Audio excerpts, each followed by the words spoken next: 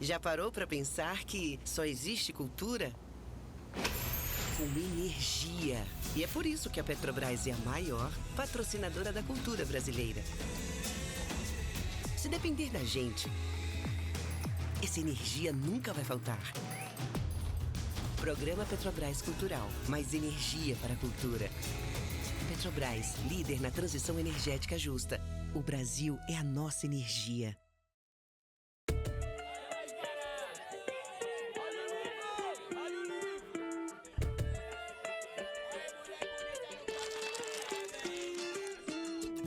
Sejam todos e todas bem-vindos à Feira do Livro 2025. A Feira do Livro é uma realização da Associação 451, da Maré Produções Culturais e do Ministério da Cultura por meio da Lei Rouanet, incentivo a projetos culturais. Apresentador exclusivo Petrobras. Patrocínio Prefeitura de São Paulo e Motiva por meio do seu instituto na categoria Prata, Itaú Unibanco na categoria Bronze. Apoio Instituto Ibirapitanga, Pinheiro Neto Advogados e Enjoei. Parceria institucional Mercado Livre Arena Pacaembu, Museu do Futebol e Secretaria da Cultura, Economia e Indústria Criativas do Estado de São Paulo. Secretaria Municipal de Esportes e Lazer, Secretaria Municipal da Pessoa com Deficiência, Biblioteca Mário de Andrade e Livraria da Travessa. Apoio institucional Embaixada da França no Brasil, Instituto Camões, Instituto Cervantes, Canada Council for the Arts, Acción Cultural Espanhola, Ernesto Tsirunik Advocacia, ETAD, Vagalume, Ecoar, Quiro, Inside by Meliá São Paulo e Genópolis, Bubu Restaurante e Ovo. Parceria de mídia, TV Brasil, Rádio Nacional de São Paulo, Folha de São Paulo, UOL, JCDecaux, Revista Piauí e Publish News. Acompanhe a cobertura completa da Feira do Livro 2025 no site da revista 451. Acesse www.451.com.br e também nas nossas redes sociais, @a Feira do Livro. Viva o livro brasileiro!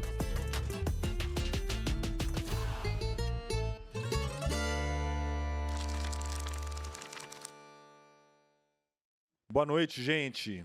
Sejam bem-vindos e bem-vindas ao palco Petrobras para encerrar nossa noite, encerrar nossa programação de debates nesse dia de hoje, que foi um dia lindo aqui na Praça Charles Miller. Eu queria lembrar vocês que esse debate estava previsto para acontecer ali no auditório Armando Nogueira e a gente transferiu ele para cá, houve uma mudança na programação. E isso permite também que esse debate seja transmitido online, o que é muito legal. Então, eu queria até dar um toque para vocês aí, quem quiser mandar um zap para os amigos, lá no canal da Feira do YouTube, que é o @afeiradolivro. Esse debate está sendo transmitido ao vivo. Eu vou convidar logo aqui os nossos convidados e a mediadora para entrarem no palco, e a gente já dá uma explicação aqui um pouquinho sobre o que vai acontecer. Então, bem-vindos ao palco. Oscar Nakazato, seja bem-vindo, Oscar. Palmas para o Oscar Nakazato. Como vai? Tudo bem? Seja bem-vindo ao palco Petrobras. Por favor, se puder se acomodar. Aqui, pode ser aqui? Tem uma mantinha. Também não vai ser nessa noite de frio, né? E a Natasha Barzag-Genem, que é minha querida parceira na curadoria do Clube de Leitura da Japan House São Paulo com a 451. Seja bem-vinda, Natasha, ao palco da... Por favor, pode ser ali, a gente está... Aí ficamos nós dois aqui. Natasha, obriguei você a sair da sua casinha de madeira, né, gente? Para quem é frequentador do nosso clube já sabe do que eu estou falando.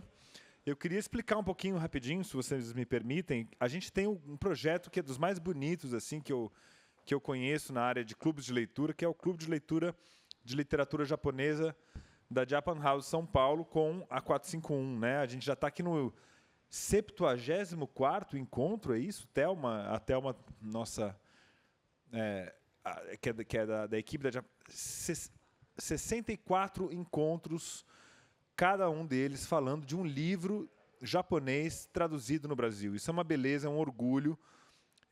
E eu devo isso à Natasha, à generosidade dela na curadoria e ao rigor dela também, que todo mundo que conhece a Japan House sabe como a programação é especial, é bonita, e por isso nos honra muito. E esse encontro, que nasceu presencial, né, Natasha? E a gente fez algumas sessões presenciais até aquela malfadada pandemia, quando a gente foi obrigado a entrar no formato virtual. E aí ficamos também, né? Porque conseguimos atingir um público amplo de fora de São Paulo. Se quiser me interromper, como a gente costuma fazer, inclusive, durante os nossos Ao vivo encontros. é mais fácil de interromper, na verdade. Estou até feliz. Fico mais tímida online para interromper o Paulo, porque ele fala tão bem que a gente não acha muita brecha para fazer essas interrupções. E eu amei, porque a gente entra aqui parecendo uma estrela de rock, e agora com vocês, aí aparece, todo mundo bate palma. Não quero nunca mais a casinha na árvore, quero ficar na Feira do Livro agora. It's only rock and roll. Não, é só literatura japonesa, gente. Na verdade, é isso que o Paulo falou. É para a gente também um projeto que a gente tem um carinho imenso, muito orgulho, porque embarcamos nesse desafio juntos de trabalhar essa pauta da literatura japonesa. A Japan House fala sobre cultura japonesa e as nossas exposições, que tem curadoria minha e da minha equipe, trabalham diversas frentes, diversas áreas. As artes visuais, arquitetura, design, moda, enfim.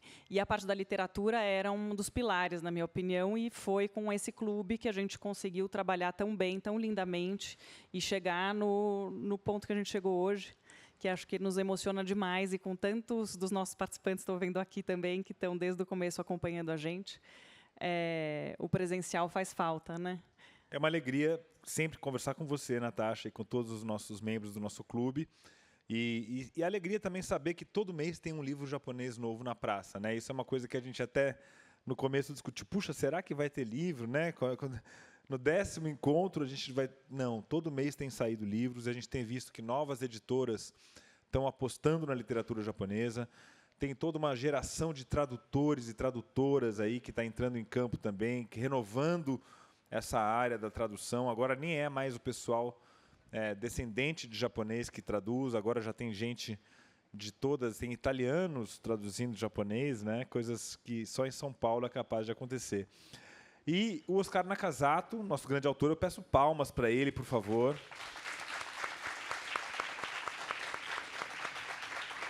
Oscar é dos grandes autores da literatura brasileira, premiado com o prêmio Jabuti, do livro dele que acaba de ser relançado, né? Que é o Nihonjin, que acabou de ser lançado. O livro ganhou um prêmio. Quando foi? Foi 2013, 2014? 2012. 2012, ganhou o prêmio Jabuti de romance, que é um prêmio mais importante da literatura, né, do mercado editorial brasileiro. E acabou de lançar, no ano passado também, né? Ojin-chan. Ojin-chan. Ojin-chan, desculpa, gente. A gente tem uma liberdade poética aqui no nosso clube da gente falar do jeito que a gente prefere. Mas, na verdade, quem sabe japonês sempre traz uma informação nova. Então, Ojin-chan, me ensina a gente pra gente. Ojin-chan. Ojin-chan. Muito bom. E o Oscar tá aqui, é um dos nossos convidados da programação da Feira do Livro. Ele vai voltar, aí sim vai ser no auditório, ele vai falar justamente sobre os livros dele, né, que são livros escritos em português, evidentemente é um escritor brasileiro. Vai falar do lado da Cassiana, que é uma autora de origem armênia. Então, eles vão trazer um pouquinho desse assunto da imigração como fonte da literatura brasileira, né? Então, é isso. Mas o Oscar, além de ser um autor premiado e de ter lançado esses livros, que saíram pela editora Fósforo, eu convido vocês, inclusive, a estar com ele. Que dia vai ser mesmo, Oscar, a sua participação? Na sexta-feira, 12h15. Maravilha. Então vamos estar aí, hein, gente? É feriadão, um belo dia para a gente se encontrar de novo. E o Oscar sempre foi uma pessoa que nos indicavam, né, Natasha? Nossa, Natasha. essa é a primeira, já me chamaram de Ludmilla, mas de Renata não. Qual é? Natália, né? Que as essa pessoas... não pode. Né? Mas agora até perdi o fio da meada. Já tinham indicado o Oscar pra gente. O Oscar algumas vezes, porque você é um leitor muito refinado de literatura japonesa, né? Você, pelo que me contam, você tem. E aí a gente teve essa grata surpresa, essa ideia de trazê-lo aqui para um encontro presencial do clube, fazer uma sessão especial aqui. Então seja bem-vindo, Oscar.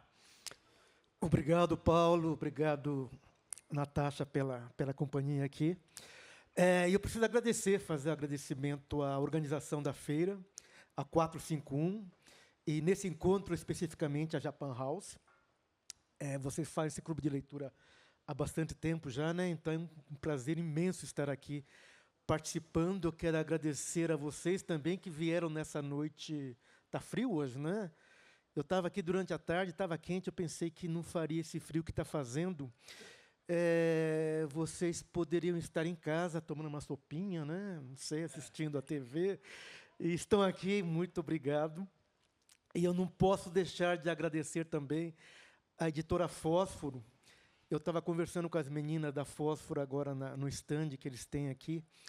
Na feira, assim, a editora é uma casa que me acolheu de tal forma. Eu me sinto muito em casa nessa casa editorial. Eles dão todo o apoio que o escritor precisa. Acho que não sou eu, os outros escritores da casa também.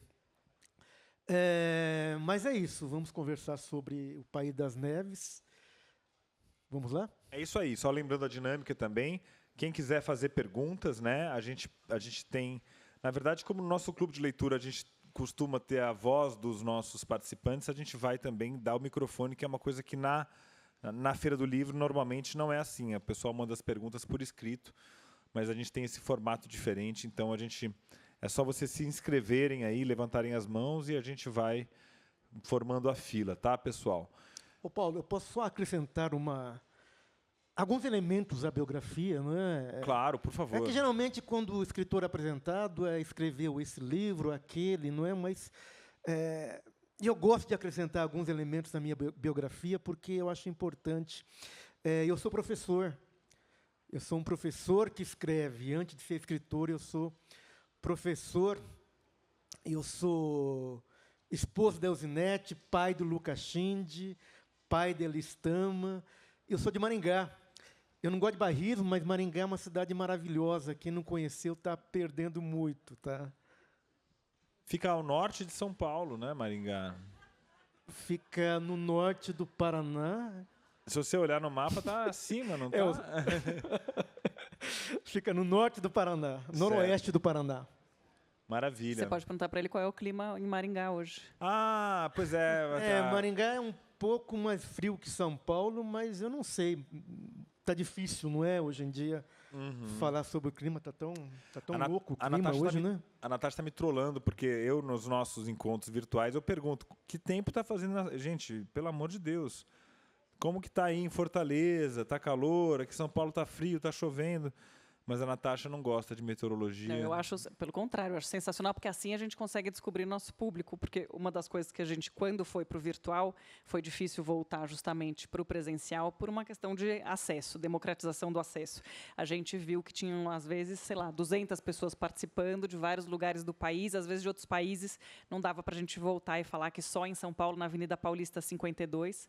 A Avenida Paulista 52 a Japan House veio nos visitar, e foi por isso, né? Mas eu acho divertido esse método que o Paulo desenvolveu para descobrir as localizações. E pegando o gancho, temos aqui um título que tem, pelo menos o título é meteorológico, o País das Neves, né? Lembrando aqui a nossa noite de frio aqui no Pacaembu. Oscar, a gente costuma abrir a nossa conversa pedindo para o nosso leitor convidado, né, que é você que está na qualidade de leitor, para nos trazer as suas chaves de leitura desse livro, né? Você, imagino que Kawabata seja um autor que você já tenha conhecido alguns livros dele. Como é que você leu esse aí? O que você nos diz sobre o País das Neves? Eu vou até mencionar aqui o nome do tradutor também, que a gente não pode omitir, por favor. A Neide Hissai Nagai. Nagai, exatamente. Então, a editora Estação Liberdade, que é uma parceira de primeira hora do nosso clube de leitura, sempre concede também um desconto para os participantes. E eu convido vocês aí que não conhecem o nosso clube de leitura a chegar mais. É só acessar as informações na 451 ou na Japan House. Tem lá tudo para vocês entenderem como funciona, como acessar os livros com desconto. Mas pode falar, desculpa. Eu conheço a Neide, ela é a professora da USP de literatura japonesa. Ela traduziu outros livros também, pelo menos que eu lembro agora. Ela traduziu alguns contos do Akutagawa. Então, é uma tradutora fantástica. E aí, o que você... Você falou um pouquinho do título agora, né? Que, pensando em frio, não é? O título é muito fiel ao original japonês, que é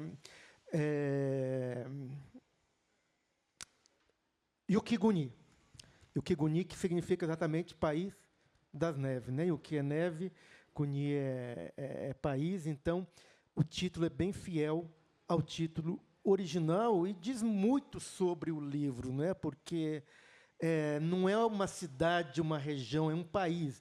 É lógico que no livro é um lugar específico, é uma região do Japão que fica ao norte de Tóquio, não é exatamente muito no norte do mapa, você vendo o mapa, é uma região que fica ao norte de Tóquio, mas é uma região muito, muito fria.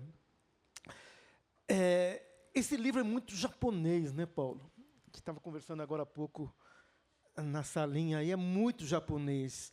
Não só em função dos elementos da cultura japonesa tradicional que o livro traz, ele fala, por exemplo, das geishas, não é? De kimono, do teatro Nodo, fala de comida japonesa, fala de arranjo floral japonês, o ikebana, não só em função desses elementos, mas ele é muito japonês naquilo que o japonês tem, eu acho, um pouquinho diferente se comparado ao homem ocidental. O japonês tem uma contenção que você percebe muito nesse livro. Uma contenção que é característico do povo japonês mesmo.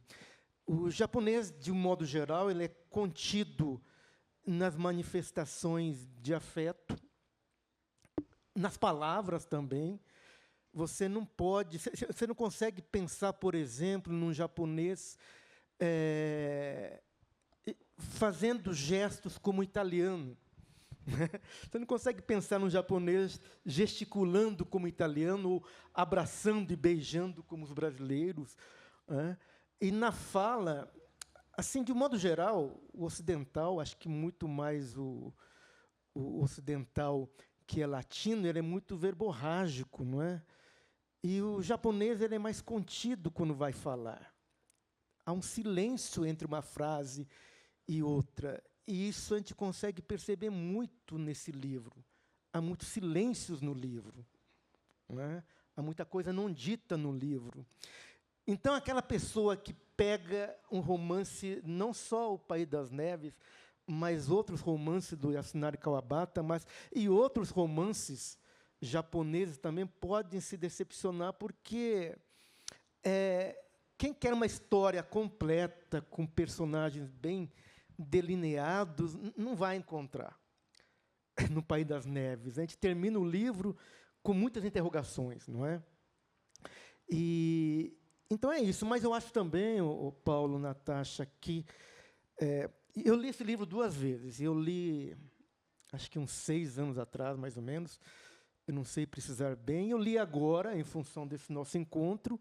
É lógico que agora eu li com maior atenção, fazendo anotações, não é? Mas já da primeira vez que eu li, ao término do livro, eu senti assim um vazio muito grande, uma indiferença em relação à vida, que é um pouquinho a característica do personagem, do protagonista. Mas agora, quando eu reli, eu acho que essa camada veio uma outra que, assim, eu me senti muito triste quando acabei de ler o livro. O romance é muito triste. Os personagens são muito tristes. Eu acho que eu conheci melhor os personagens agora na segunda leitura. Aliás, a palavra tristeza e triste aparece muito no livro. Aparece diversas vezes, em diversos momentos. Há uma passagem do romance em que uma das protagonistas, né, a Komako, fala para o personagem masculino que ela escreve uma espécie de diário, nesse diário ela anota tudo. Aí ele diz que o modo como ela falava soava como se fosse um mendigo sem ambições. Vou repetir. Ele pensava, ele via ouvia ela falando e pensava que ela falava como um mendigo sem ambições. É uma imagem muito triste, muito forte, não é? E imagens como essa se estendem pelo livro inteiro. Eu ia fazer 2 comentários, na verdade, da sua fala. Um deles, quando você fala de um livro muito japonês, que eu entendo exatamente esses pontos. Teve uma coisa que me chamou a atenção também, que são as formas de medida, que eu acho que no Japão também são bastante peculiares. Então, tem a forma de medida do tempo, que são os incensos, no caso das geishas, e tem as formas de medidas dos tatames, que são as áreas das casas. Eu acho isso muito curioso e muito japonês também. Sim, eles falam assim, meu apartamento é de tantos tatames, né? Em vez de dizerem quantos metros quadrados tem um apartamento. O romance também fala aí sobre o comprimento do kimono, não é? Quando a aprendiz da geisha, né? Aqui não há essa menção, mas tem um termo para isso, a maiko, né? Maiko é aprendiz de geisha. Lá no Japão, a menina, para se tornar uma geisha, ela precisa estudar durante muitos anos música, literatura, a cultura japonesa de um modo geral. Isso demanda bastante tempo, né? Aí, quando ela está se preparando, o comprimento do kimono é mais curto o kimono, não é? Quando ela se torna geisha, fica um pouquinho mais comprido, e dessa forma você identifica quem é aprendiz e quem já é geisha. E a questão da tristeza é uma constante nos livros dele. Tem até aquele livro que a gente já leu aqui, o Beleza e Tristeza, né, que traz no título já. E acho que isso que você falou um pouco sobre o Kawabata, sobre esse livro, tem muito dessa atmosfera que ele instaura, né? Ele tem essa capacidade de, desde a primeira parágrafo, né, outros livros que a gente leu, aquele O Jogo de Go também, instaura uma atmosfera, né? Uma atmosfera que tem a ver com o clima mesmo, com as estações, né? Que é outra sensibilidade muito japonesa também, né? Que a gente vê. Você quase sente frio, né? Lendo o livro. Eu acho que realmente a gente parece que quase está lá naquele País das Neves.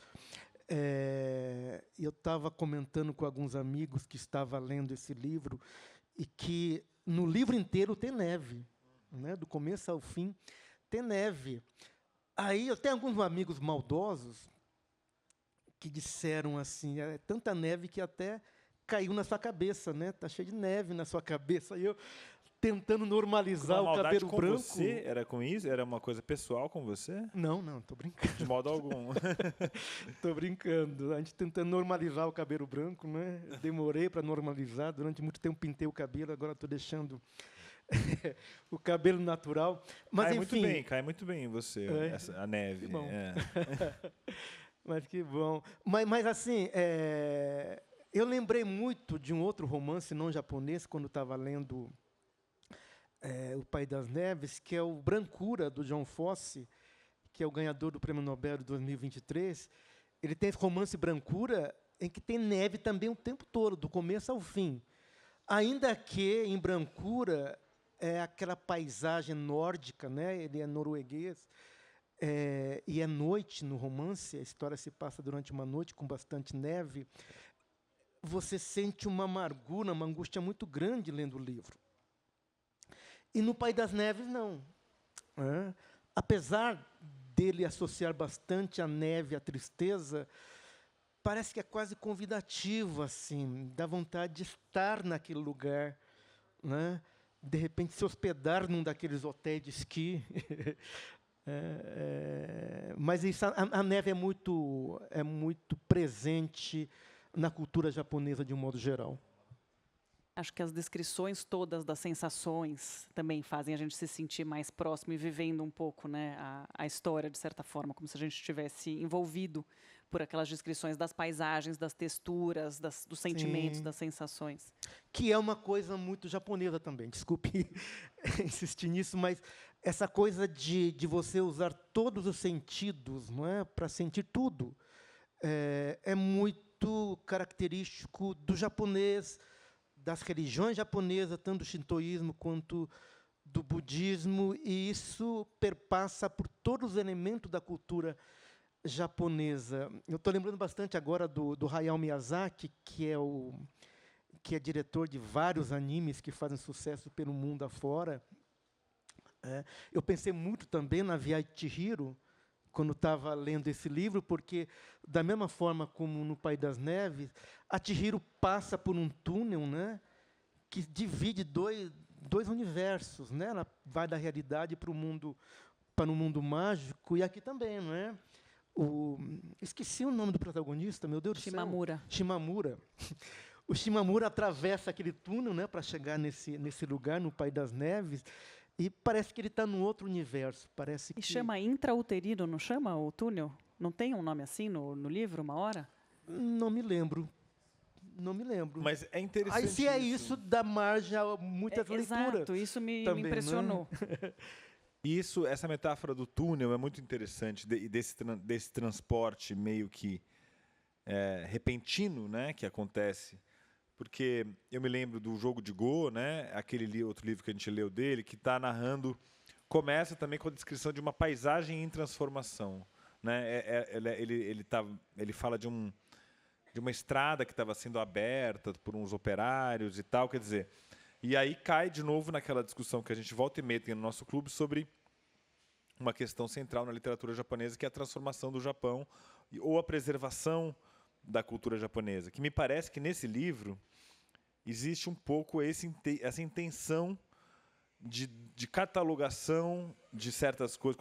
Quando ele descreve o comprimento do kimono, quando ele descreve uma série de gestualidades, ele está fixando isso literariamente, né, como se fosse uma neve congelada ali numa montanha, né? Assim. Perpetuando de alguma maneira, né? Essas práticas. E eu fiquei pensando, esse túnel às vezes é isso, é como se fosse um acesso ao Japão tradicional, um acesso que está se perdendo. Quer dizer, já na época dele, ele já está um pouco denunciando ou registrando também essa perda, né? Até porque saindo da capital, né? Ele mal conta da história dele em Tóquio, né? A gente não tem essa visão.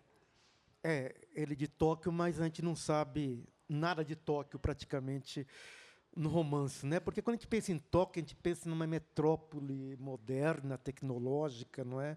E nesse livro não tem nada disso, né? Nesse País das Neves não tem nada disso. Mas sobre o que você estava falando, Paulo, eu acho que, eu não sei se foi intencional, né? Mas de um modo geral, não só o Kawabata, mas muitos escritores, inclusive Yukio Mishima, né, ele batia muito nessa tecla de manter a tradição, de que o Japão estava se ocidentalizando muito. Há muitos escritores que tinham essa briga, não é? Porque, não sei o quanto vocês conhecem da história do Japão, o Japão era muito isolado do resto do mundo até o final do século XIX.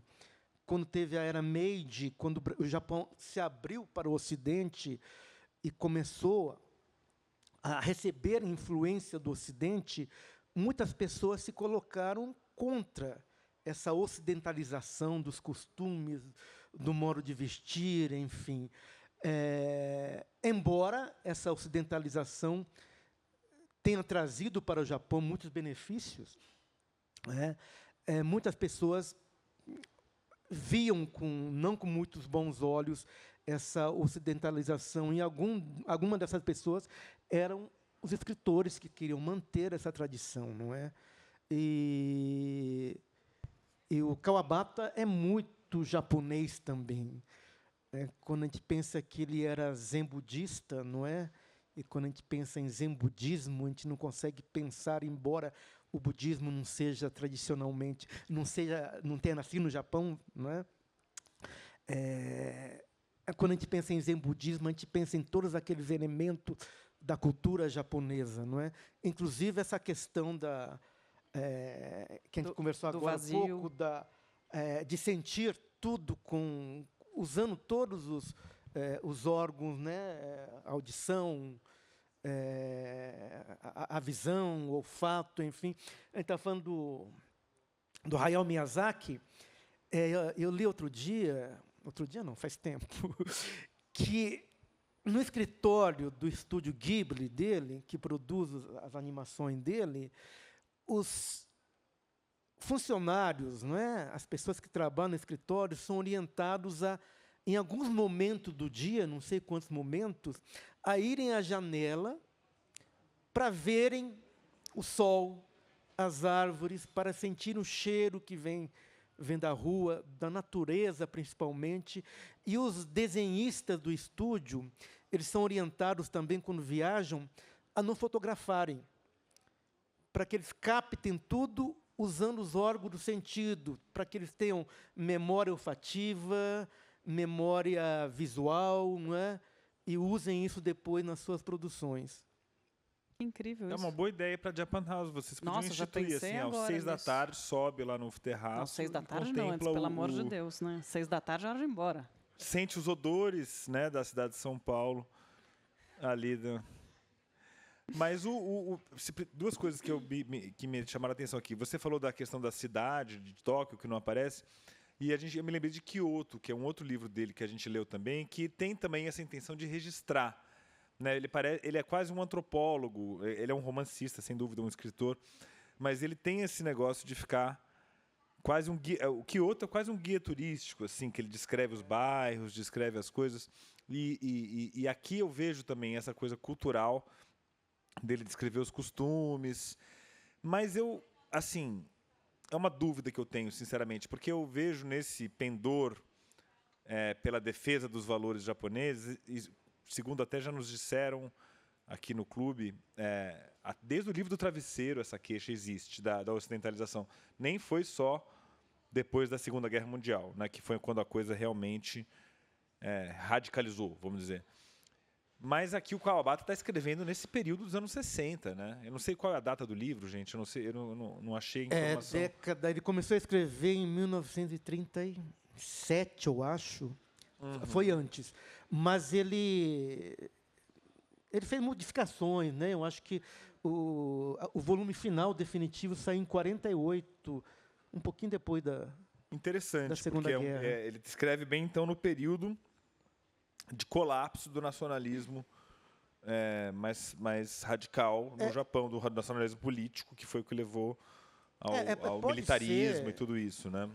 Como ele foi reescrevendo o livro e a versão definitiva só saiu em 48, 3 anos depois do final da Segunda Guerra Mundial, essa questão, né, do nacionalismo tem ficado mais forte, talvez, não sei. Porque depois da Segunda Guerra Mundial, em 45, quando os Estados Unidos ocupou o Japão, né, em função porque ganhou a guerra, enfim, o Japão começou, de modo geral, o Japão já recebia influências do mundo ocidental desde o final do século XIX, né, na era Meiji, mas com a ocupação dos americanos, parece que houve quase uma invasão, não é, do Ocidente no Japão. O que alguns gostaram, mas outros nem tanto. Então, de repente, o Kawabata, que era um defensor da cultura japonesa, do Japão tradicional, talvez ele tenha inserido mais elementos, né, da cultura tradicional japonesa em seu livro. Isso aí não Mas sei. ele não fica com gosto de panfletário ou de, não, né? Eu acho que entra de maneira muito suave, natural, né? E eu estava pensando numa personagem que eu acho, porém, que destoa de tudo que a gente está falando, que é a Komako, porque para mim ela foi muito difícil de ler. Ela muito intensa, muito irregular. E aparecia bêbada, sim, não é? Quer dizer, umas coisas assim que a gente fala, mas como pode? É geisha, de repente aparece bêbada, daí se escondia no armário, não tinha umas coisas que você fala assim. Eu achei ela uma personagem totalmente fora do esperado, assim, do resto do livro. Quer dizer, ela destoa muito da descrição toda. Até a forma como o livro trabalha a passagem do tempo, é claro que acho que a gente também imprime o nosso momento, né, na leitura. Eu li como um grande fôlego só, como se o livro fosse uma passagem do tempo assim muito, sabe, não tinha uma passagem do tempo suave assim. Talvez eu esteja muito acelerada, mas foi assim que eu enxerguei essa passagem do tempo. E a Komako me parecia assim uma personagem totalmente com várias arestas, muito difícil de enquadrar em alguma linha. A Komako faz um contraponto, não é, no romance, porque o protagonista ele parece um tanto faz, não é? Para ele parece que tudo tanto faz. Ele é muito indiferente às coisas da vida, não é?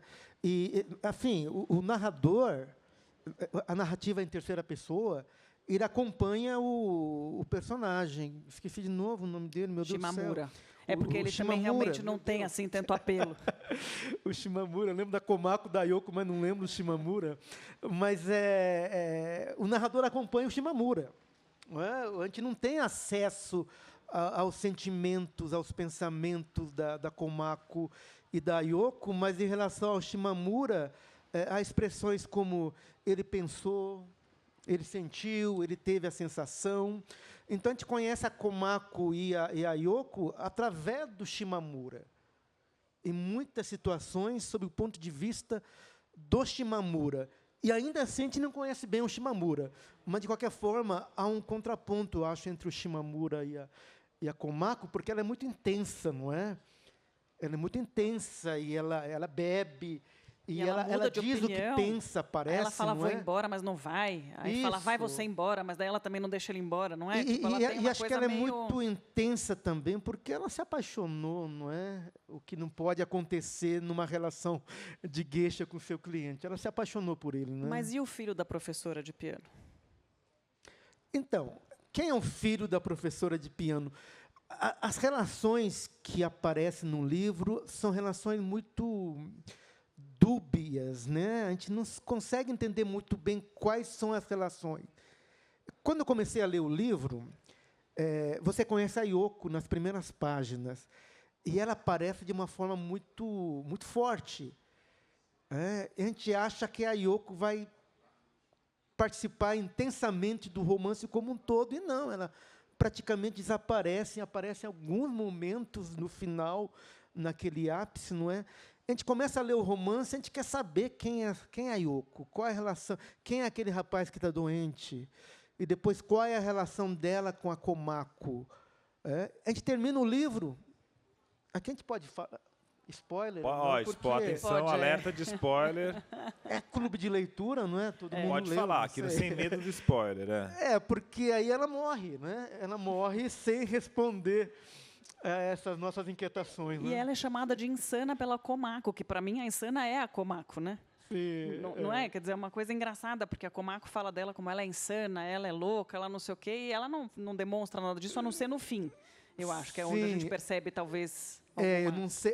Também a gente não sabe o que aconteceu realmente, né? A Komako cai naquele incêndio. A gente pode ler que ela se matou. Não sei, mas nada no livro é dito de maneira cabal. Eu acho que quando a gente lê esse livro, a gente aprende a entender que não precisa também terminar de forma cabal, não é? Esse livro dá margem a muita participação do leitor. Ele me fez pensar, falando sobre branco, que era como a gente iniciou, que afinal de contas é o tom presente no livro, daria a entender que então a gente estaria com tudo sob nossa visão. Mas ele me fez pensar na luz da sombra do Tanizaki, porque na verdade são as coisas em louvor da sombra que não estão mostradas. E são essas que, na verdade, a gente fica mais curioso e mais irrequieto e tentando descobrir. São essas as coisas, talvez até as mais importantes, e a gente não consegue acessar. Porque eu acho que há essa dicotomia também, né, entre o Ocidente e o Oriente, de modo geral, talvez, mas entre o Japão, essa coisa... Nós, quando eu digo nós, eu sou ocidental também, eu sou brasileiro, a gente gosta muito de luz, não é? A gente gosta do brilho, não é? E você falou, Tanizaki, desse livro, ele fala da sombra, não é? Da importância da sombra, como a sombra é interessante. E esse livro, acho que mostra um pouquinho disso. Ele não fala de sombra, nada disso, mas ele não mostra nada de forma muito nítida.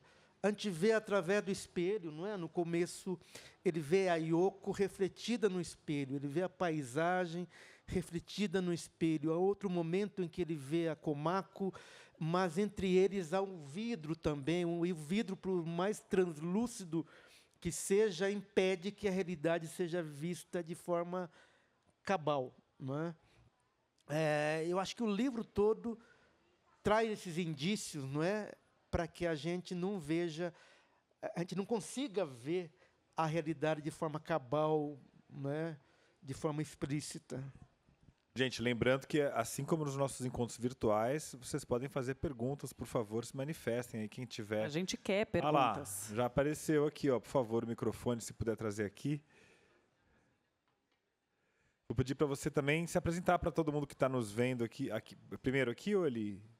Desculpe. Então, logo mais, depois vamos daqui depois, por favor. Ok, boa noite. Meu nome é Kátia. Eu já participo do clube, né? Inclusive, eu queria até fazer um comentário sobre essa questão meteorológica. É lá em São Bernardo que você participa, não é? Você não vem do... São Caetano. São Caetano, exatamente. São Caetano, isso mesmo. E é muito interessante porque eu descobri o clube no ano passado, né? Comecei a participar das reuniões, e eu não sei se é proposital da curadoria, mas a gente leu Kyoto em setembro. E Kyoto falava das cerejeiras, as flores, e bem na primavera. Então, foi muito gostoso ler aquele livro dele também, nesse período. E agora, País das Neves, em junho, que é frio, né? Eu li na semana passada, que estava bem frio. Então, é interessante você fazer a leitura e essa percepção sensorial, né? Descobriram a nossa critério de curadoria. A gente vai ter que mudar a nossa abordagem. Isso é muito divertido, né? O que eu gostaria de comentar do livro, você falou da tristeza associada à neve, mas uma palavra que ele também repete bastante, que me chamou a atenção, é a questão da limpeza. Toda hora ele fala que o tatame está muito limpo, o móvel estava muito limpo. E quando ele encontra a Komako a primeira vez, ele fala também que ela era uma mulher tão limpa que até entre os dedos do pé dela estavam limpos, né? Então, eu acho que ele faz essa associação também dessa questão da neve com a limpeza. E eu achei isso também bem interessante. E o detalhe, a gente começa no livro, já embarca no trem para ir, né? E essa tensão entre os personagens é que faz a gente continuar nessa história, e talvez acho que é isso que dá essa sensação que passa muito rápido a questão do tempo. E eu achei fantástico a gente começar no frio, aquela neve, e termina no fogo. Me pareceu assim, são dois extremos, e que, no fundo, embora isso não fique explícito, mas me dá uma sensação assim, há que se ter o equilíbrio. A gente começou daqui, a gente passou para cá, e agora nem aqui, nem tão frio e nem tão quente. Uma coisa de encontrar um equilíbrio entre esses dois polos, porque é justamente o começo e o fim, embora a neve fique pelo livro todo, né? E o que eu queria perguntar para vocês é assim, qual é a parte do livro que vocês mais gostaram, que mais chamou a atenção, ou o personagem? A minha personagem favorita é a Komako, apesar de todas essas situações, né, que ela é intensa e tudo mais, mas ela faz diário, ela anota os livros que ela lê, o quarto dela é todo místico, quando ele entra lá, ele tem até uma sensação que ele está em outro lugar. Então, eu vou dizer assim, que pelo que permeia a personagem, ela é a minha favorita, mas eu gostaria de saber de vocês a passagem que mais marcou e qual o personagem favorito de vocês do livro. Obrigada. Eu estou pensando aqui na passagem que eu mais gostei, talvez seja aquela descrição do tecido timide, aparece no finalzinho, né? O romance dedica, acho que umas 4, 5 páginas, não me lembro. Ele fala bastante desse tecido, não é? E novamente, é o branco, é a neve, é o tecido branco que é estendido sobre a neve para ficar mais branco ainda. E o branco remete a essa ideia de limpeza também. Eu acho que a limpeza é quase uma obsessão do japonês. Você vai em Tóquio, por exemplo, que é uma cidade imensa, não é? Você não vê papéis na rua, você vê uma cidade muito, muito limpa. Eu acho que é a parte de que eu mais gosto. Esse Chijimi, eu achei tão interessante que eu marquei para pesquisar para alguma das exposições que a gente for fazer, porque eu achei completamente fascinante. Mas a passagem que eu mais gostei é bem no finalzinho, que fala: a totalidade de Komako chegava até ele, mas nada dele parecia conseguir chegar até ela.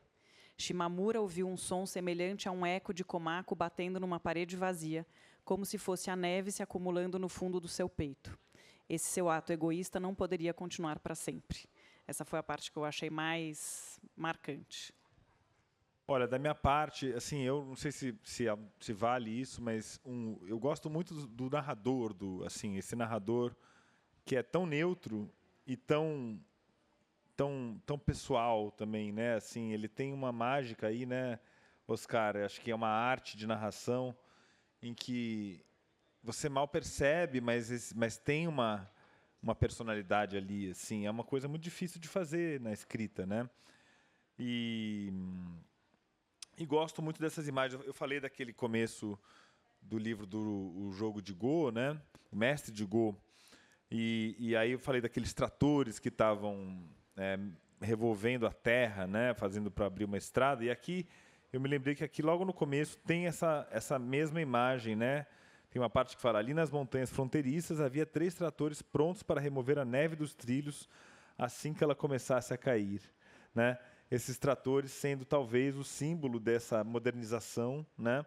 E a ideia de limpeza que você traz, ela nos traz a ideia de pureza, né? Que a pureza é um ideal que na cultura ele existe na arte, mas ele na vida ele tende ao desastre político, por exemplo, né? A ideia de pureza cultural, um país que tem a sua cultura pura não existe, né? A gente nem o Japão, que foi tão isolado por tantos anos, ficou imune à influência estrangeira, né?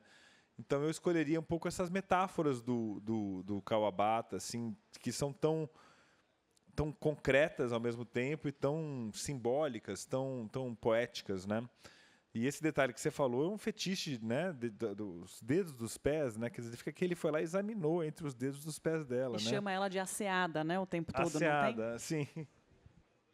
Legal, isso é. Acho que ela... Vamos aqui, por favor. Boa noite. Luzia, tudo bem? Tudo bem. Eu sou a Luzia, participo sempre do clube. Não podia deixar de dizer que foi uma grata surpresa o convidado da noite. Aliás, Oscar, o primeiro prêmio que você ganhou foi Bem Virá, né? Falam de Jaboti, mas eu descobri você quando você ganhou o prêmio Bem Virá, porque eu também tinha mandado um livro para o mesmo concurso. E eu falei, quem é esse que ganhou no meu lugar? E aí, quando eu li, eu falei, não, gente, claro, ele tinha mesmo que ganhar. Eu adoro a sua escrita. Fiquei muito feliz de saber que o convidado da noite seria você. E desse livro, assim, eu fiquei contente também de ouvir que ele é um livro muito japonês, porque eu leio muita literatura japonesa e a primeira vez que eu o indiquei, eu não fui feliz, porque precisa ser um leitor um pouco mais experimentado para começar com o País das Neves. Porque a pessoa veio e me disse, mas não acontece nada nesse livro. Que livro chato, né? E aí eu entendi que assim, não acontece de ação. O que acontece é muito interno, né? Então é aquela coisa explosiva para dentro, que é o contido do japonês que você trouxe. E fazendo uma analogia, para mim, a neve ela é tão brilhante que ela ofusca. Então, quando você fala da opacidade, de olhar através do espelho, de olhar através do livro, eu penso, nossa, a neve é tão branca que quando você vai esquiar, se você não tiver de óculos de sol, você vai ter uma queimadura ocular. Então, não é para ver mesmo, né? E depois, pensando na morte no fogo e não sei o quê, que assim, quando a neve está indo embora, é uma lama, uma sujeira, que a gente só pensa na parte bonita, mas tem a parte feia, meio que está por baixo. Então, ele consegue trazer nesse livro toda a beleza, né, da neve pela pureza e o que está embaixo, assim, e tirando camada por camada para não ser um choque, né? Então, eu acho que o narrador nos conduz pela história de uma maneira que a gente não fique tão acelerada quanto a Natasha, mas você chega lá no fim e fala, opa, era aqui que eu deveria mesmo chegar. Mas eu não recomendo mais quando alguém me pergunta por onde eu começo a ler a literatura. Às vezes eu vou por Banana, que é uma coisa mais curtinha, né, para não assustar tanto. Era isso que eu queria comentar. Mas eu acho que é muito o que você falou mesmo, né? Durante o romance inteiro, não há roubos, não há reviravoltas, não há ápices, não é? E eu acho que só no finalzinho, com o episódio do incêndio, não é que há né, muda o ritmo, né? O ritmo é muito assim, muito sem reviravolta. Constante, e de repente né? Ele tem uma... Isso, e tem uma elevação Por com isso o a passagem do incêndio. tempo, acho que para mim não se percebe. Mas eu não tive, nem no incêndio, não fiquei, sabe, aflita. Quer dizer, eu acho que até a descrição da morte dela e do incêndio também vai um pouco nesse mesmo ritmo, né? Você falou do Prêmio Bem Virá, só para dar uma ideia de que o prêmio não é assim importante. É lógico, né? Se não fosse o prêmio, acho que eu não estaria aqui, né? Mas enfim, sabe quem participou do Prêmio Bem Virá também e não ganhou? O Rafael Montes. Ah, que vai estar aqui a essa hora amanhã. O Rafael participou, mas logo depois a editora já viu o potencial dele, ele foi traduzido rapidamente para várias línguas e ele é quem é hoje, não é? E eu ganhei dele.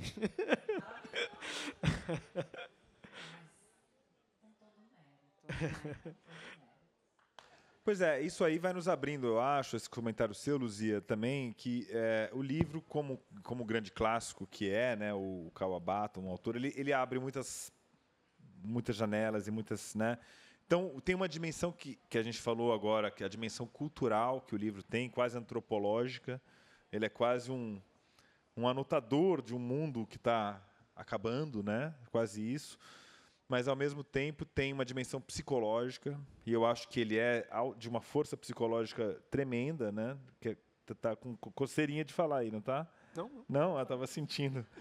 Então, acho que tem esse lado também, que é uma coisa interessante. Por isso que se não acontece nada, porque ele é um romance de introspecção também, né? Um romance de um observador que, né, vai mastigando, vai digerindo aquilo que ele vai observando.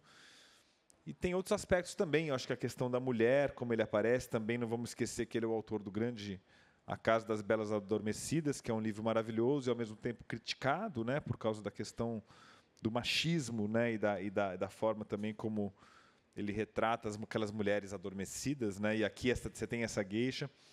Mas, voltando aqui um pouco ao temperamento, né, do Shimamura, né, ele tem essa mansidão, né, e essa personagem, agora eu esqueci o nome dela. Komako. Ela tem essa coisa revolta que eu acho que é mesmo para fazer um contraste, né? Eu queria saber da sua parte, como escritor, como é que vocês decidem, por exemplo, colocar em cena um personagem, né? Me parece que o Kawabata, nesse caso, falou, olha, preciso aqui de uma mulher que seja o contrário dessa mansidão, que seja convulsiva, que seja... Porque eu acho também que, entre esse ímpeto de preservação da cultura, de denúncia, entre aspas, da ocidentalização, existe o fascínio também pelo Ocidente, existe a vontade de se misturar, né? Que é uma coisa que, nesses escritores, toda a geração deles, se mistura. A gente falou do Tanizaki, até hoje o pessoal discute se o livro é mesmo a favor do tradicionalismo ou se ele ou se é um livro que está denunciando a hipocrisia que é impossível ser tradicional, que é um autor moderno, afinal de contas, né? Então tem sempre essas duas faces das moedas, né? E no próprio livro, o Shimamura, ele é um apreciador da dança, não é? Ele começa com as danças orientais, depois ele passa a se interessar bastante pela dança ocidental e começa a preferir a dança ocidental, né, o Shimamura. Mas quando você estava falando agora, Paulo, não estava nem prestando atenção, sabe por quê? Obrigado, muito obrigado, Oscar. Você pode repetir?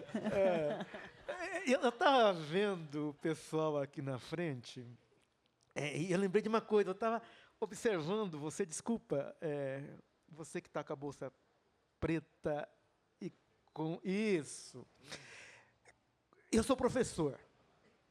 E eu trabalho com produção de texto oral em público. Aí, quando os alunos precisam apresentar um seminário, uma palestra, eu digo assim, pelo menos aqui na sala, vocês se conhecem, não é? E, de repente, o companheiro seu que está aqui na frente e está se apresentando, ele está nervoso, ele está inseguro, então, façam cara de quem está gostando. como é a cara de quem está gostando? Eu peço para os alunos fazerem, podem até mentir, né? Mas apoiem um colega que está na frente, façam cara de quem você está gostando. Vamos contratar Eu esses tive a alunos, impressão que ela está gostando, não sei se... desde o começo ela está com uma expressão no rosto assim... Você foi contratada pelo Oscar, né, aquela claque, né, que fica... Quer falar alguma coisa? Não sei, você tem o direito de resposta? Desculpa, te coloquei numa situação...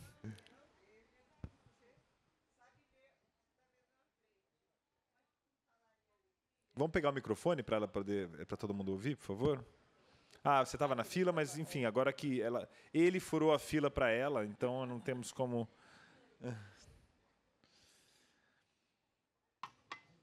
Do que falar, eu sempre participo dos clubes, sempre fora da tela, porque eu sou metade japonesa, então esse meu lado contido aparece primeiro. Aproxima um pouquinho, por favor, o seu... Aparece primeiro. Mas, de qualquer maneira, eu queria lembrar no livro que o Shimamura, a gente não sabe por que ele tem atração para viajar todo ano para aquele lugar. Então, a esquisitice da personagem, e, por outro lado, uma coisa que me chamou a atenção, que ele gostava na Kyoko, ele falava por umas 3 vezes que a voz dela era tão linda que chegava a ser triste. Então, essa tristeza devia ser uma coisa de atração para ele também. Assim, em mais de um momento ele diz isso, não é? Acho que umas 3, 4 passagens do romance, ele fala da beleza. A voz atrai mais o Shimamura, Nayoko, né, do que até acho que a aparência dela, a aparência física. Em 3 ou 4 momentos ele diz que a voz dela é tão bela que é triste. Então, essa coisa da tristeza que eu falei, ele não associa a beleza à felicidade. Ele associa a beleza à tristeza. Ele fala da neve, que é triste, da paisagem, que é triste. Então, a tristeza, a palavra triste, né, o adjetivo, está presente no livro todo. E a gente fica triste em consequência disso. Então, acho que o romance também é belo porque é triste. Boa noite. Boa noite. Eu sou o Alberto, nunca participei do clube, né? Quem sabe eu reconsidere isso aí, porque... Você já está participando, estou te informar participando agora, disso, né? Mas você já está participando. E eu sou um amante do Kawabata, e uma vez eu tive a péssima ideia de recomendar para um clube do livro A Casa das Belas Adormecidas, quase me mataram, né? Então, e é um romance que eu simplesmente adoro, né? Então, em relação ao livro de hoje, eu acho que a minha passagem preferida é a da Via Láctea, porque a descrição que ele faz da Via Láctea, o impacto que toda aquela luminosidade exerce sobre ele, eu acho que é realmente muito, muito emocionante, né? Mas o que eu queria mesmo falar era sobre o Shimamura, né? Que realmente é um personagem, assim, para mim, um pouco indefinido, né? Porque eu acho que ele representa assim, um eu dividido, né? Porque ele está dividido entre Tóquio e o País das Neves, ele está dividido entre a família que ele tem em Tóquio e a Komako, no País das Neves, a valorização que ele faz da cultura ocidental e, ao mesmo tempo, a valorização que ele faz da cultura japonesa. Então, me parece que é um personagem assim, um pouco dividido, né? E o que eu estranhei é que essa divisão que tem no Shimamura, né? A esposa em Tóquio, ele fala uma vez só, se não me falha a memória da esposa, dos filhos também uma vez só. E eu estranhei que em nenhum momento isso gere no personagem qualquer tipo de conflito, né? Porque ele está nessa dualidade e, normalmente, isso poderia representar algum tipo de conflito, algum drama de consciência, e isso não é explorado no livro, né? Então, eu queria saber de vocês se vocês veem isso como assim, deficiência do Kawabata de não aprofundar, né, as marcas do personagem, ou se essa ausência o Kawabata já deixa entender que faz parte de um personagem meio vazio, que não sei se seria isso. Tá? Então, que opinião vocês teriam sobre isso? Eu concordo muito com o que você disse, viu? Eu acho que o Shimamura é exatamente isso. Mas eu acho que, assim, você lê um romance e você não fica julgando o Shimamura. Não é um cara que tem esposa, tem filho, aí todo ano ele vai lá se encontrar com a Komako em outra cidade, não é? Você lê o livro, em outras situações, o leitor acaba julgando o personagem. Mas o Kawabata narra de tal forma que isso não acontece. Você lembrou agora do outro livro do Kawabata também? Não sei por que motivo as pessoas do clube não gostaram, talvez acharam que o personagem era um depravado, não sei, por causa disso, não é por causa do estilo do livro. Você sabe que Memória das Minhas Putas Tristes, né, foi assim, meio que inspirado nesse livro do Kawabata. Não é? Então, quando você lê Memória das Minhas Putas Tristes, também acontece uma coisa parecida, não é? Porque o cara é um depravado, vamos dizer assim, mas você lê o livro e você não julga o personagem. Você não faz esse julgamento que nós faríamos, de repente, se fosse contado de outra forma. Porque o casamento e as relações amorosas são outro tema que também, em vários livros que a gente leu, eles aparecem, né? E são temas também que, no século XX, foram muito... Quer dizer, foi uma revolução de costumes que aconteceu no mundo inteiro. Também bateu bem na geração do Kawabata, né? Ali, pessoal que, né, já não estava mais diante da obrigação de um casamento para a vida inteira, né? Então, eu acho que é interessante também quando a gente dá para contar a história cultural do casamento no Japão a partir da literatura, né? E, de um modo geral, a fidelidade no Japão não é tão cobrada assim como ocorre aqui no nosso Ocidente. Eu acho curioso que ele é apresentado como bon vivant em alguns momentos, e acho que essa característica casa bem com isso, a sensação, quando falam também desse pedaço que eu li, que fala de um egoísmo, é quase como se, no fundo, nada toca ele mesmo. Ele está meio a passeio, e talvez ele esteja querendo se encontrar, e talvez esse monte de ambiguidade também faça parte de um ser humano talvez mais complexo do que a gente está enxergando, porque ele parece sempre um cara que não está, de fato, sendo tocado por nada, de fato, sofrendo por nada nem ninguém, enfim.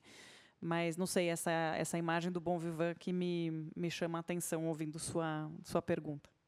Queria só aqui ler essa passagem da Via Láctea, realmente é maravilhosa, né? Então, chega uma hora que, eu vou ler aqui, ó, quando Shimamura perdeu o embalo, viu o trilho do trem sob seus pés. Já havia chegado próximo à cancela. A Via Láctea, que linda, não? Murmurou Komako. Quando Shimamura olhou para o alto, sentiu que o seu corpo levitava em direção ao interior da galáxia, cuja claridade quase o sugava para cima. E a claridade, de novo, aparecendo, né? Será que durante sua viagem o poeta Basho teria visto uma Via Láctea tão nítida e grandiosa como essa sobre o mar revolto? Nua, no meio da noite, ela tentava envolver a terra com sua pele e tinha descido logo ali. Era de uma sensualidade assombrosa. Shimamura teve a impressão de que até sua pequena sombra refletia-se nela. Era possível ver cada uma das estrelas de toda a galáxia. Tudo estava límpido a ponto de se enxergar cada partícula de pó de purpurina da nebulosa. Além de tudo isso, a própria infinita profundidade da Via Láctea foi tragando a visão de Shimamura. Que maravilha, né? Assim, um parágrafo em que ele nos joga no cosmos, né? Assim, e que a gente tem a capacidade, a gente se sente tragado, puxado, de fato, pela galáxia, né? Isso é coisa de craque, né? É uma bela escolha de passagem. Você tem essas ideias de quando está escrevendo, assim, o personagem é tragado pela Via Láctea. Isso você chegou a imaginar? O Estúdio Ghibli faz essas coisas, né? Do Estúdio Ghibli. Sim. Há uma integração, né, do homem com a natureza, né? Isso é bastante presente. Eu acho que o que melhor o Kawabata faz nos seus romances, não é? Nesse especificamente, é a descrição. Ele é muito bom nas descrições que ele faz, principalmente de elementos da natureza. E olha aqui, logo depois desse parágrafo, o Shimamura fala, né? Ei, espere aí. Ei, espere, Shimamura chamou por Komako. Ei, espere aí. Komako corria em direção à montanha escura de onde se descortinava a nebulosa. Quer dizer, então você tem essa imagem, né, de uma nebulosa clara e que nos traga, e a Komako vai na direção contrária de uma montanha escura, né? Então mostra muito bem essas direções opostas, né, dos personagens. E essa relação com a natureza também é muito japonesa, né? Bastante. E assim, a natureza não é só um pano de fundo. A natureza é elemento integrante da história. Isso é muito do Zen budismo também, essa coisa, né, da integração da natureza com o ser humano. No Ocidente tem muito essa ideia da natureza utilitária, não é? A natureza nos serve porque nos dá alimento, nos dá o couro, nos dá o papel. É lógico que no Japão também isso acontece. Eles usam papel, eles comem animais, enfim. Mas lá parece que existe uma relação diferente, uma integração que não existe aqui no Ocidente. E o Kawabata dá muito conta disso. Tem uma passagem que ele fala a Komako está no quarto, ele fala assim, eu não lembro exatamente os termos que ele usa, mas ele pensa na Komako no quarto como um casulo de bicho com um bicho da seda no casulo. Então, é sempre essa integração, não é? Comparando de forma que o ser humano se aproxima bastante da natureza.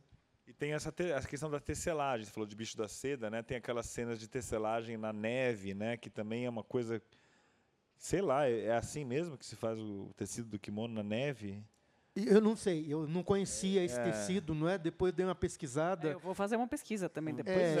O que eu encontrei é que é um tecido típico daquela região, Niigata, né? Que é onde o Kawabata se baseou para escrever esse livro, e eu não conhecia esse tecido. Muito bem, temos aqui, por favor. Oi, tudo bem? Se apresente, por favor, para a gente aqui. Oi, eu? Sim, por favor. Olá, boa noite para todos. Meu nome é Eunice. Eu comecei a participar do clube esse ano, né?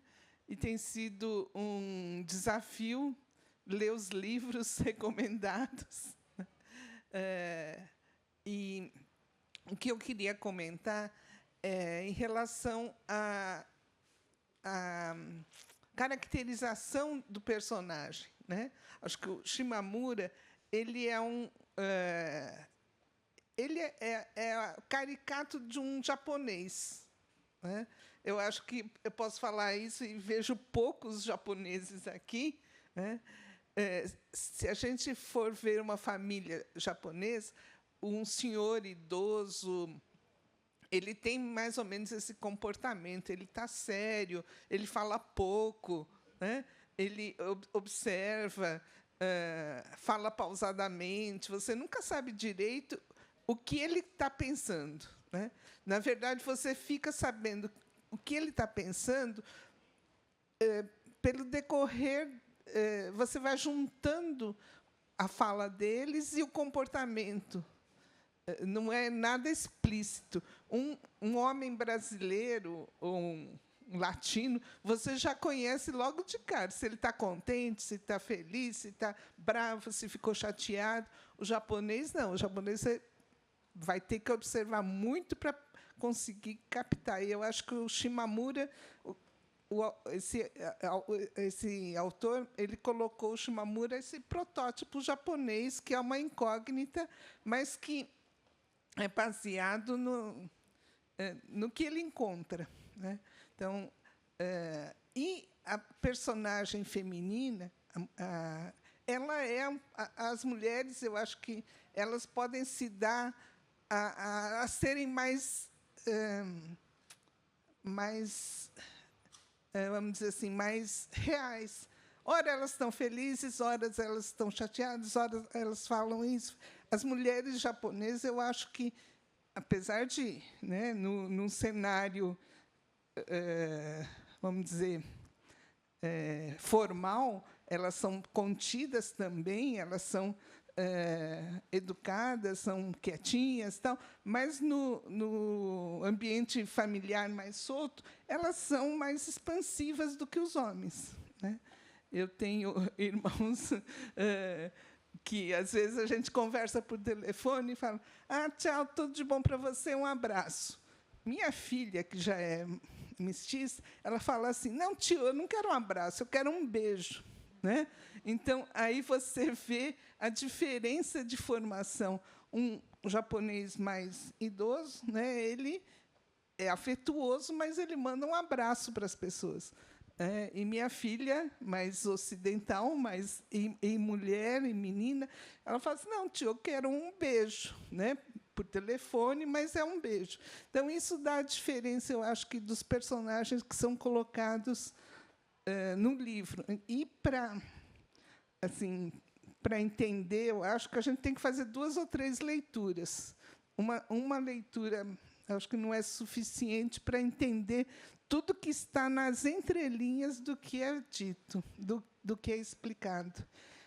E uma última coisa que eu queria estar colocando é assim: uma senhora japonesa, uma tia, mas, na verdade, uma parente de uma tia, me falou que essa cidade, quando se fala dessa neve, desse túnel, existe uma cidade lá no Japão onde você chega por um túnel, né, e é uma cidade, é um local não é veraneio, como é que fala?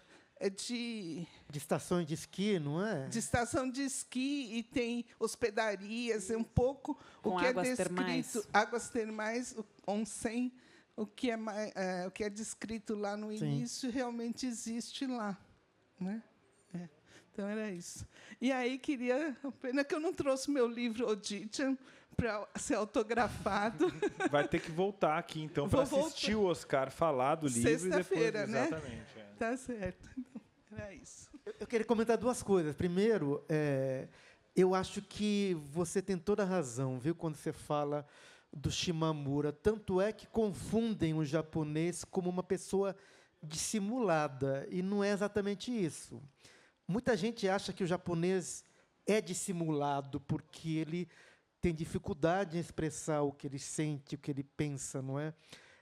Mas é uma característica dele, não é dissimulação.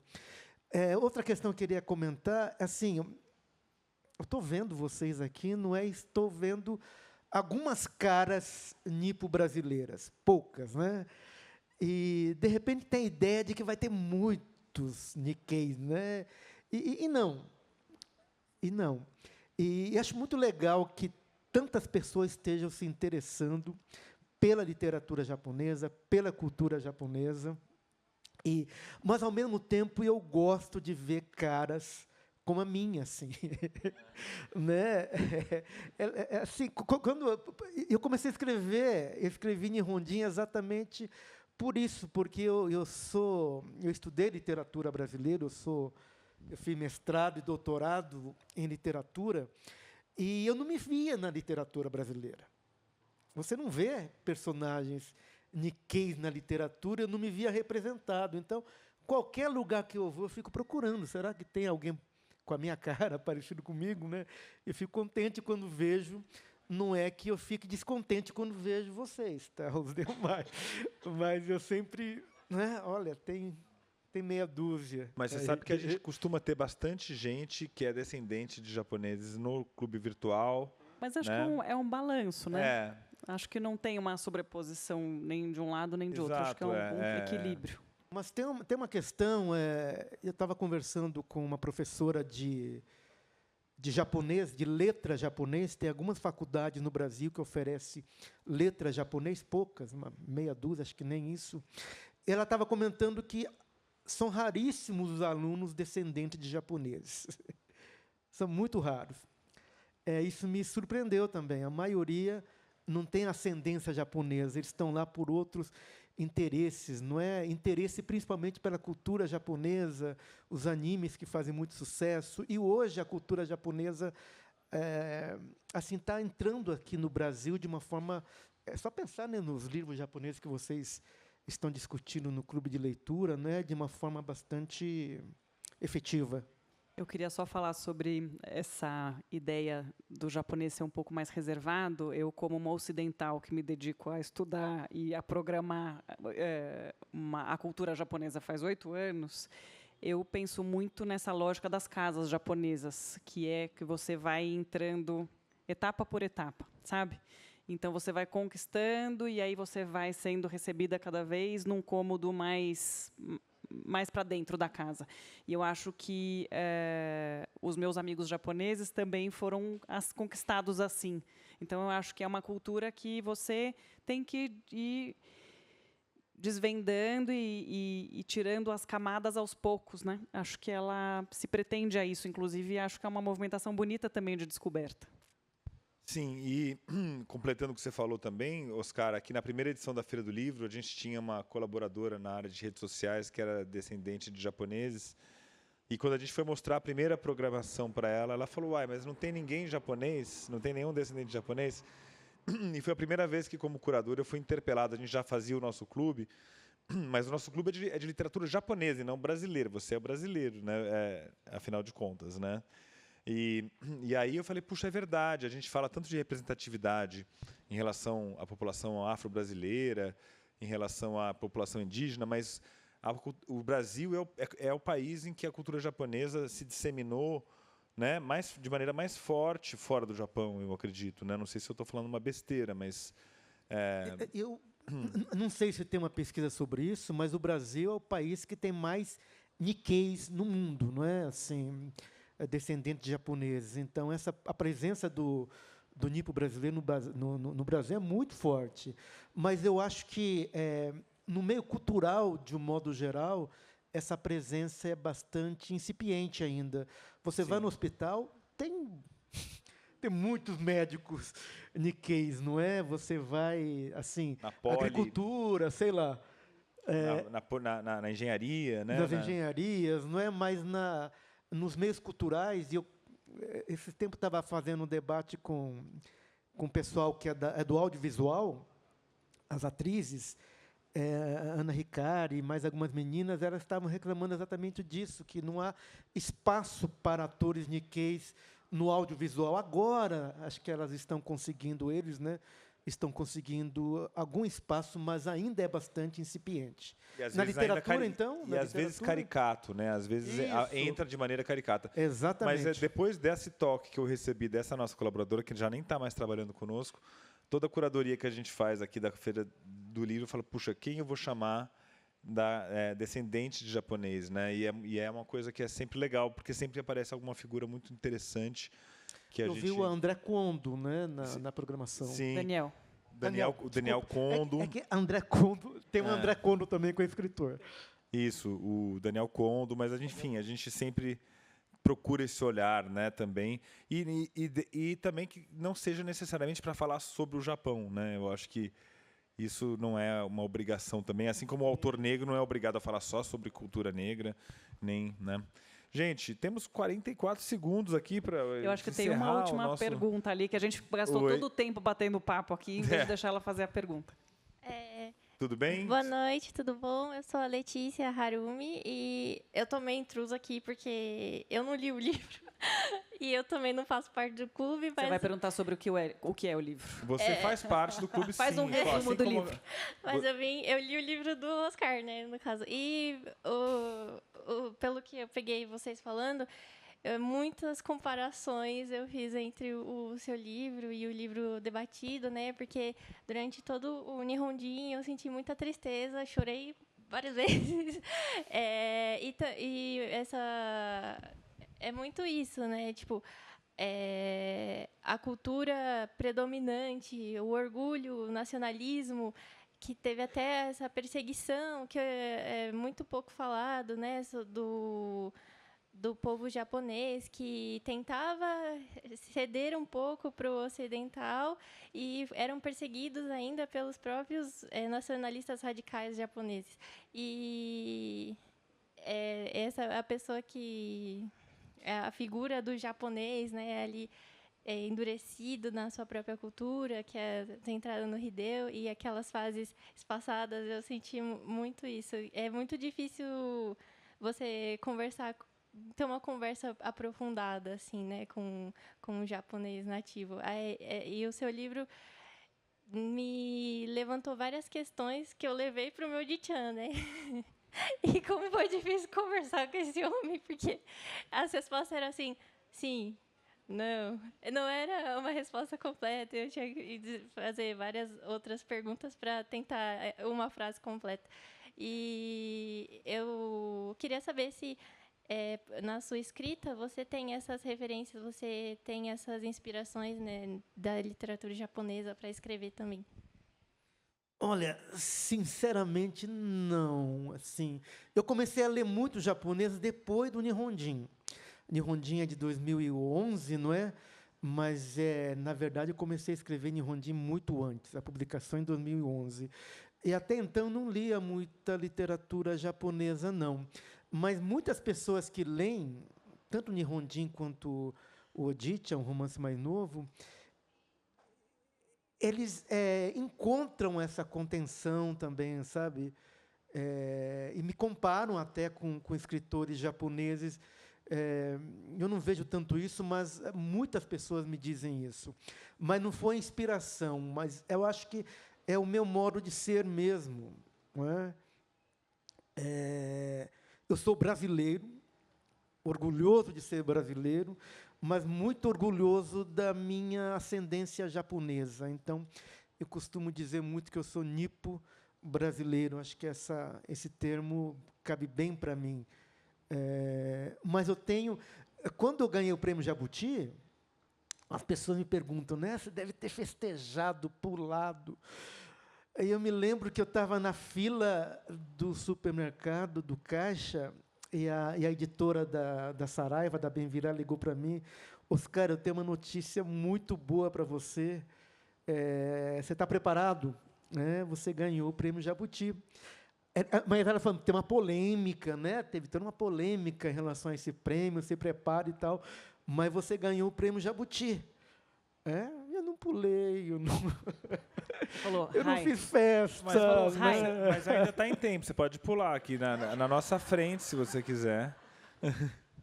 Então, eu acho que isso acaba indo para os meus livros também, de certa forma. Muito obrigada também pelo livro, porque foi a primeira vez que eu me identifiquei assim, da minha nacionalidade, da minha descendência também, em literatura. Como você falou, eu não me identifico nos livros, né? E foi a primeira vez que eu me reconheci. Olha, de alguma forma. Só isso já valeu a pena. Né?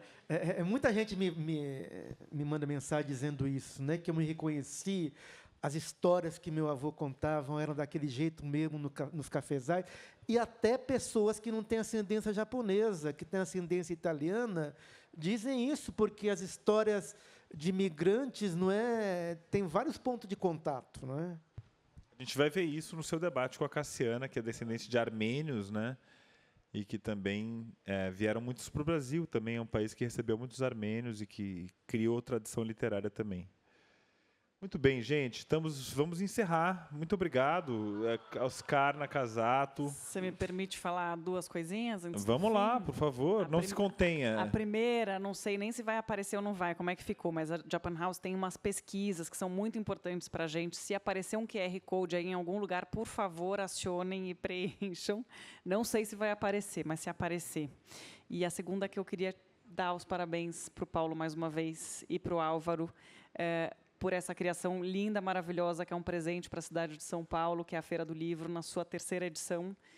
Quarta edição, desculpa, quarta edição, e que já virou assim realmente um marco no calendário da cidade e que conquistou tanta gente. Parabéns, é muito orgulho que eu tenho de você. Obrigado, Natasha. É um orgulho também trabalhar com você. Você é uma curadora que inspira muito, né? Quem conhece a Japan House é uma alegria sempre estar lá e conhecer as exposições.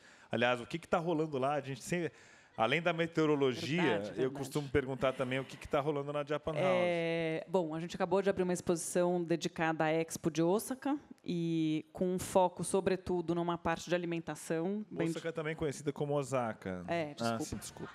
Né? Você não sabe as broncas que eu levo. Outro dia eu falei num vídeo Kobe. Me ligaram, não, é Kobe. Aí gravei o vídeo inteiro de novo, então agora eu já não falo mais nada errado. Ensina eles a falar Kishiramobim. Quem sabe eles... Né? E a gente vai abrir agora, dia 1º de julho, uma exposição sobre casas pré-fabricadas.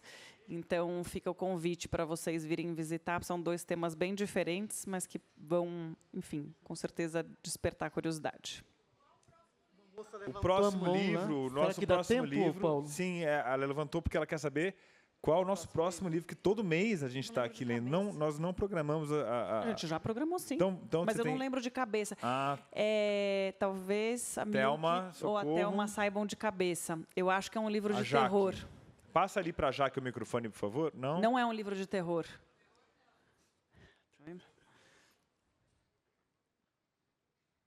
Suspense, talvez.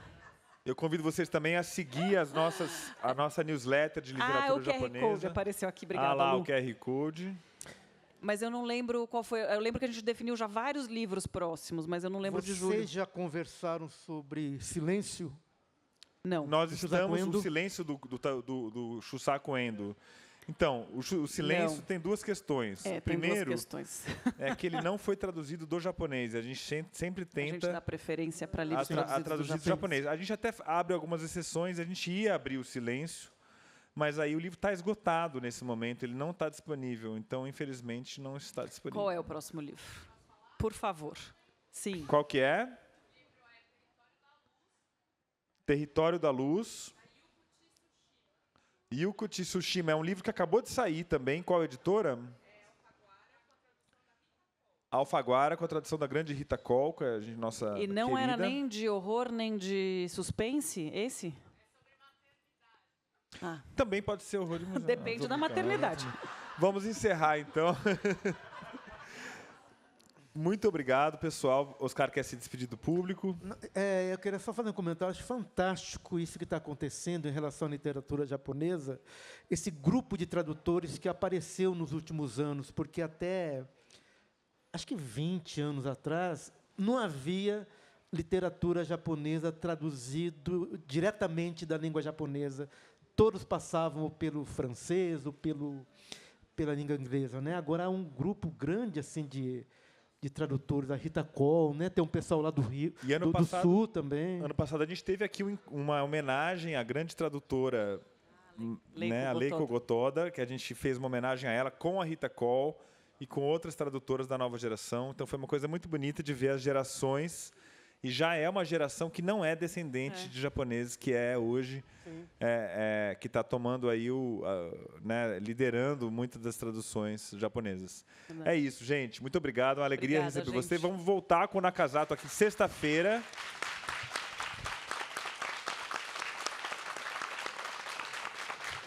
Obrigado, né, por fazer essa cara de quem está gostando. Foram todos contratados pelo Oscar. Mas, olha, o Oscar vai estar na sexta-feira, é isso? Então, meio-dia e... Sexta, meio-dia e 15. Meio-dia e 15, aí vai ter sessão de autógrafos. Eu faço questão que vocês voltem, tá bom? Muito obrigado, gente. Já parou para pensar que só existe cultura com energia? E é por isso que a Petrobras é a maior patrocinadora da cultura brasileira. Se depender da gente, essa energia nunca vai faltar. Programa Petrobras Cultural. Mais energia para a cultura. Petrobras, líder na transição energética justa. O Brasil é a nossa energia. São Paulo é arte, cultura e criatividade, com mais de 200 espaços culturais da Prefeitura de São Paulo em todas as regiões da cidade. E grandes eventos, como a Virada Cultural, que em 2025 reuniu cerca de 5 milhões de pessoas. Neste ano, a Secretaria de Cultura e Economia Criativa já promoveu mais de 5 mil atrações gratuitas e 319 milhões de reais foram anunciados em editais de fomento. Isso é São Paulo, cidade de todas as artes. O brasileiro não sabe ser pequeno. É da nossa natureza mover a vida como gigantes. Por isso, a CCR, maior empresa de infraestrutura e mobilidade do Brasil, está movendo a sua marca para um novo momento. A CCR agora é Motiva. Mais do que estradas, trilhos e aeroportos movendo o Brasil. Uma marca que já nasce gigante, como você. Motiva. Você nos move.